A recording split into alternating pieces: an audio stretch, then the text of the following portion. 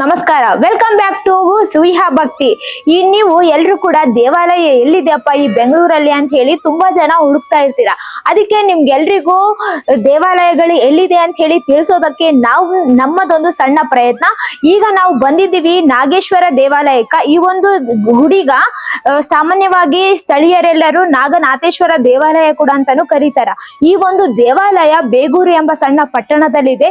ಈ ಒಂದು ದೇವಾಲಯದ ಬಗ್ಗೆ ನಿಮ್ಗೆ ಇತಿಹಾಸ ಏನಿದೆ, ಹೆಂಗಿದೆ ಅಂತ ಹೇಳಿ ಎಲ್ಲವನ್ನ ಡೀಟೇಲ್ ಆಗಿ ತಿಳಿಸ್ತಾ ಹೋಗ್ತೀನಿ, ಬನ್ನಿ.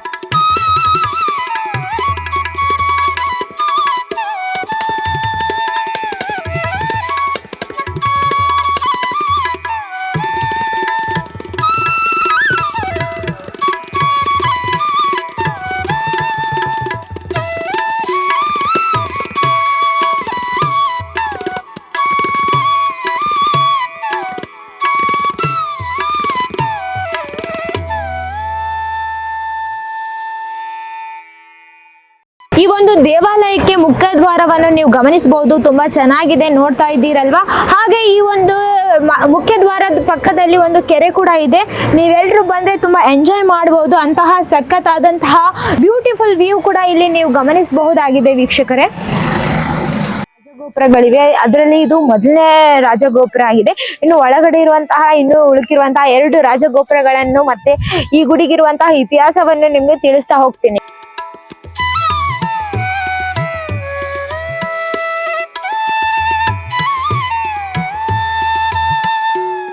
ಇಲ್ಲಿ ನೋಡ್ತಾ ಇದ್ದೀರಲ್ವಾ, ಪಾರ್ವತಿ ಸಮೇತ ನಾಗೇಶ್ವರ ಸ್ವಾಮಿ ಕೂಡ ಇಲ್ಲಿದ್ದಾರೆ, ನೀವೆಲ್ಲರೂ ಗಮನಿಸಬಹುದು. ಈ ಒಂದು ದೇವಾಲಯಕ್ಕೆ ಪಂಚಲಿಂಗಗಳಿವೆ ಈ ದೇವಾಲಯದಲ್ಲಿ. ಹಾಗಾಗಿ ಈ ಒಂದು ದೇವಾಲಯಕ್ಕೆ ಪಂಚಲಿಂಗೇಶ್ವರ ಸ್ವಾಮಿ ದೇವಾಲಯ ಅಂತ ಕೂಡ ಕರೆಯುತ್ತಾರೆ. ಈ ಒಂದು ಪಂಚಲಿಂಗ ದೇವಾಲಯಗಳ ಬಗ್ಗೆ ನಿಮ್ಗೆ ಹೇಳ್ತಾ ಹೋಗ್ತೀನಿ. ಪಂಚಲಿಂಗಗಳ ಬಗ್ಗೆ ನಿಮ್ಗೆ ವಿವರಣೆ ನೀಡ್ತಾ ಹೋಗ್ತೀನಿ ಅಂತ ಹೇಳಿದ್ನಲ್ವಾ ವೀಕ್ಷಕರೇ. ಇದರಲ್ಲಿ ನೀವು ಗಮನಿಸಬಹುದು, ಮೊದಲನೇದು ಶ್ರೀ ನಗರೇಶ್ವರ ಸ್ವಾಮಿ ಲಿಂಗ ಒಂದು ಇಲ್ಲಿ ನೀವು ನೋಡ್ತಾ ಇದ್ದೀರಲ್ವಾ ಇದು. ಆಮೇಲೆ ಸೆಕೆಂಡ್ನೇದು ಶ್ರೀ ಪಾರ್ವತಿ ನಾಗರೇಶ್ವರ ಸ್ವಾಮಿ ಅಂತ ಒಂದು ಲಿಂಗ ಕೂಡ ಇದೆ. ಹಾಗೆ ಶ್ರೀ ಚೌಳೇಶ್ವರ ಸ್ವಾಮಿ ಅನ್ನೋ ಲಿಂಗ ಕೂಡ ಇಲ್ಲಿ ಇದೆ. ಅದೇ ರೀತಿಯಾಗಿ ಶ್ರೀ ಕರ್ಣೇಶ್ವರ ಸ್ವಾಮಿ ಅನ್ನೋ ಒಂದು ಲಿಂಗ ಕೂಡ ಇಲ್ಲಿ ಇದೆ. ಆಮೇಲೆ 5ನೇದಾಗಿ ಶ್ರೀ ಕಾಳಿಕಾ ಕಮಟೇಶ್ವರ ಸ್ವಾಮಿ ಅನ್ನೋ ಲಿಂಗ ಕೂಡ ಇಲ್ಲಿ ಇದೆ. ಆ ಎಲ್ಲ ಲಿಂಗಗಳನ್ನು ನೀವು ಇಲ್ಲಿ ಬಂದು ಗಮನಿಸಬಹುದು ಮತ್ತೆ ವೀಕ್ಷಿಸಬಹುದು ಅಂತಾನೆ ಹೇಳ್ಬೋದು. ಈ ಒಂದು ದೇವಾಲಯ ಬೆಳಗ್ಗೆ 4 ಗಂಟೆಲಿಂದ 9 ಗಂಟೆ ತನ ಓಪನ್ ಇರ್ತದ. ಮತ್ತೆ ಸಾಯಂಕಾಲ 7:30ರಿಂದ 9:30 ತನಕ ಕೂಡ ಓಪನ್ ಇರುತ್ತಾ. ನೀವ್ ಯಾವಾಗಾದ್ರೂ ಬಂದು ಹೋಗ್ಬೋದು. ಅಂತಹ ಒಳ್ಳೆ ದೇವಾಲಯಕ್ಕೆ ನಾವಿವತ್ತು ನಿಮ್ಮನ್ನ ಕರ್ಕೊಂಡ್ ಬಂದಿದೀವಿ ಅಂತಾನೆ ಹೇಳ್ಬೋದು. ನಿಮ್ಗೆ ಈ ವಿಡಿಯೋದಲ್ಲಿ ನೋಡ್ತಾನೆ ಗುಡಿ ಬಗ್ಗೆ ಇಂಟ್ರೆಸ್ಟ್ ಬರ್ತಿದೆ, ಹೋಗಿ ಗುಡಿ ನೋಡ್ಬೇಕಂತ ಕೂಡ ನಿಮ್ಗೆ ಎಲ್ರಿಗೂ ಅನಿಸ್ತಿದೆ ಅಂತ ಹೇಳಿ ನನ್ಗೆ ತಿಳಿದಿದೆ. ಹಾಗಾಗಿ ಮತ್ತೆ ಯಾಕೆ ತಡ ಮಾಡ್ತಿದ್ದೀರಾ, ಆದಷ್ಟು ಬೇಗ ನಗರೇಶ್ವರ ದೇವಾಲಯಕ್ಕೆ ಒಮ್ಮೆ ಬಂದು ಭೇಟಿ ನೀಡಿ. ಇಲ್ಲಿ ವಿನಾಯಕನ ಸನ್ನಿಧಿ ಕೂಡ ಇದೆ, ನೀವು ನೋಡ್ತಾ ಇದ್ದೀರಲ್ವಾ. ಅದ್ರ ಪಕ್ಕದಲ್ಲಿನೇ ನಾಗದೇವತೆ ಕೂಡ ಇದ್ದಾರೆ. ಮತ್ತೆ ಆಮೇಲೆ ಶಿವಲಿಂಗ ಕೂಡ ಇದೆ. ಇಲ್ಲಿ ಹಾಲಿನ ಅಭಿಷೇಕವನ್ನು ಕೂಡ ಮಾಡ್ತಾ ಇರ್ತಾರೆ, ನೀವು ಗಮನಿಸಬಹುದು, ಇಲ್ಲಿ ನೋಡ್ತಾ ಇದ್ದೀರಲ್ವಾ. ಹಾಗೆ ಈ ಒಂದು ದೇವಾಲಯಕ್ಕೆ 3 ರಾಜಗೋಪುರಗಳಿವೆ ಅಂತ ನಾನು ನಿಮ್ಗೆ ಆಗಾಗ್ಲೇ ಹೇಳಿದ್ದೆ. ಇನ್ನು ಉಳಿದಿರುವಂತಹ 2 ರಾಜಗೋಪುರಗಳ ಬಗ್ಗೆ ನಿಮ್ಗೆ ಡೀಟೇಲ್ ಆಗಿ ಹೇಳ್ತಾ ತೋರಿಸ್ತಾ ಹೋಗ್ತೀನಿ, ಬನ್ನಿ ವೀಕ್ಷಕರೇ. ನಾನು ನಿಮ್ಗೆ ಅವಾಗ್ಲೇ ಹೇಳಿದ್ದೆ, ಪಂಚಲಿಂಗಗಳು ಇರೋದಕ್ಕೋಸ್ಕರ ಈ ದೇವಾಲಯಕ್ಕೆ ಪಂಚಲಿಂಗೇಶ್ವರ ಅಂತ ಹೇಳಿದ್ದೆ. ಅದರಲ್ಲಿ ಇದು ಕರುಣೇಶ್ವರ ಸ್ವಾಮಿ ಅಂತ, ಅಂದ್ರೆ ಇಲ್ಲಿ ಒಂದು ಲಿಂಗ ಇದೆ ಅಂತ ಹೇಳಿದೆ ನಿಮ್ಗೆ. ಆ ಒಂದು ಲಿಂಗದ ಮುಂದೆ ಇಲ್ಲಿ ನೀವು ನೋಡ್ತಾ ಇದ್ದೀರಲ್ವಾ, ನಂದೀಶ್ವರನನ್ನು ಕೂಡ ಪ್ರತಿಷ್ಠಾಪನೆ ಮಾಡಲಾಗಿದೆ. ಯಾವುದೇ ಲಿಂಗದ ಮುಂದೆ ನೀವು ಹೋಗಿ ನೋಡಿ, ನಂದೀಶ್ವರನನ್ನು ಪ್ರತಿಷ್ಠಾಪನೆ ಮಾಡಿರ್ತಾರಂತಾನೆ ಹೇಳ್ಬೋದು. ನೀವು ನೋಡ್ತಾ ಇದ್ದೀರಲ್ವಾ. ಹಾಗೆ ನಾನು ಈ ಒಂದು ದೇವಾಲಯಕ್ಕಿರುವಂತಹ ರಾಜಗೋಪುರದ ಬಗ್ಗೆ ಹೇಳ್ತಾ ಹೋಗ್ತೀನಿ ಅಂತ ಹೇಳಿದ್ನೆಲ್ಲ ತೋರಿಸ್ತಾ ಹೋಗ್ತೀನಿ, ಬನ್ನಿ. ನೋಡ್ತಾ ಇದ್ದೀರಲ್ವಾ ವೀಕ್ಷಕರೇ, ಈ ಒಂದು ದೇವಾಲಯವನ್ನು 8ನೇ ಶತಮಾನದಲ್ಲಿಯೇ ಕಟ್ಟಲಾಗಿದೆ. ಸುಮಾರು 1500 ವರ್ಷಗಳ ಹಿಂದೆದು ಅಂತಾನೆ ಹೇಳ್ಬಹುದು. ಇದು ಅಷ್ಟು ವರ್ಷಗಳ ಹಳೆಯದು ಈ ದೇವಾಲಯ ಅಂತಾನೆ ಹೇಳ್ಬೋದು. ನೀವು ಇಲ್ಲಿ ಕೆತ್ತನೆ ಕೂಡ ನೋಡ್ತಾ ಇದ್ದೀರಲ್ವಾ, ಈ ಒಂದು ಕೆತ್ತನೆಯಲ್ಲಿನೇ ಗೊತ್ತಾಗ್ತಿದೆ ಅಂತಾನೆ ಹೇಳ್ಬೋದು ನಿಮ್ಗೆ. ಏನಪ್ಪಾ ಅಂತ ಅಂದ್ರೆ ಎಷ್ಟು ಇತಿಹಾಸ ಹೊಂದಿದೆ, ಎಷ್ಟು ಹಳೇದಂತ ಹೇಳಿ ಈಗಾಗಲೇ ನಿಮ್ಗೆಲ್ರಿಗೂ ಗೊತ್ತಾಗಿದೆ ಅಂತಾನೆ ಹೇಳ್ಬೋದು. ಆಮೇಲೆ ನಿಮ್ಗೆ ಅವಾಗ್ಲೇ ಹೇಳಿದ್ದೆ ನಾನು, ಈ ಒಂದು ದೇವಾಲಯಕ್ಕೆ 3 ರಾಜಗೋಪುರಗಳಿವೆ ಅಂತ ಹೇಳಿದ್ದೆ ಅಲ್ವಾ. ಇದು 2ನೇ ಗೋಪುರ ನೋಡಿ ವೀಕ್ಷಕ.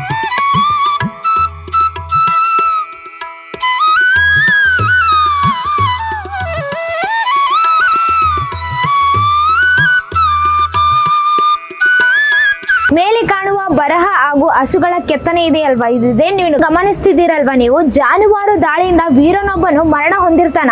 ಆ ಒಂದು ವಿಷಯ ವೀರಗಲ್ಲಿನ ದಾಖಲೆಗಳಿಂದ ತಿಳಿದು ಬರ್ತದ.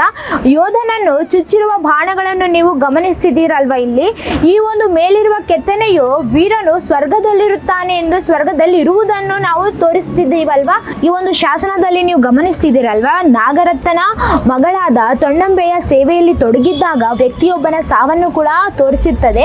ಬೇಗೂರಿನ ಇನ್ನೊಂದೆಡೆ ದೊರೆತ ಮತ್ತೊಂದು ಶಾಸನದಲ್ಲಿ ಏನ್ ತೋರಿಸ್ತದಪ್ಪ ಅಂತಂದ್ರೆ, ತೊಂಡಂಬೆಯ ಸ್ವಯಂ ಪ್ರೇರಿತಳಾಗಿ ತಾನೇ ಬಂದು ಉಪವಾಸವನ್ನು ಕೈಗೊಂಡಿರೋದನ್ನು ಇಲ್ಲಿ ತಿಳಿದು ಬರ್ತದೆ, ನೀವು ಗಮನಿಸಬಹುದು. ಈ 2 ಶಾಸನಗಳನ್ನು ಸುಮಾರು 790 ಸಾಮಾನ್ಯ ಯುಗದಲ್ಲಿ ಬರೆಯಲಾಗಿದೆ ಅನ್ನೋ ಒಂದು ಮಾಹಿತಿ ನಮ್ಗೆ ಈಗಾಗಲೇ ಸಿಕ್ಕಿದೆ.